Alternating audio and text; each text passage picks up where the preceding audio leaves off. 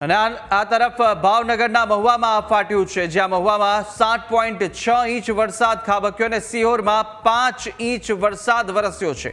ભાવનગરમાં સરેરાશ 3 ઇંચ વરસાદ, પાલીતાણામાં 3 ઇંચ તો જેસરમાં 2.61 ઇંચ વરસાદ ખાબક્યો।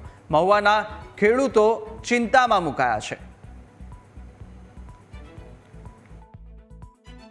સર્વત્ર જે વરસાદ છે ગઈકાલથી આજ સુધીમાં મહુવા તાલુકામાં જે 7.6 ઇંચ પડી ચૂક્યો છે, જ્યારે ભાવનગર શહેરની જો વાત કરવામાં આવે તો ભાવનગર શહેરમાં પણ 3 ઇંચ જેટલો વરસાદ પડ્યો છે।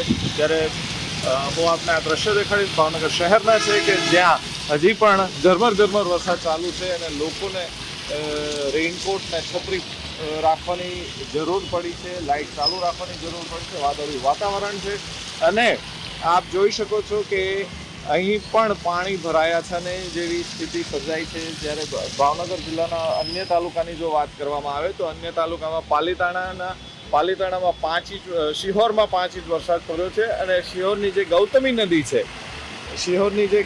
નદી છે તે બે કાંઠે થઈ છે અને રોડ ઉપરથી પાણી પસાર થાય છે, જેના કારણે નાના વાહનોને ખૂબ હાલાકી પડે છે। હજી એવી પરિસ્થિતિ નથી સર્જાઈ કે તે રોડ ભાવનગર રાજકોટને જોડતો જે રોડ છે તે બંધ થયો છે, પરંતુ જો વરસાદી વાતાવરણ રહે ને વરસાદ ચાલુ રહેશે તો એ રોડ પણ બંધ થવાની શક્યતાઓ છે।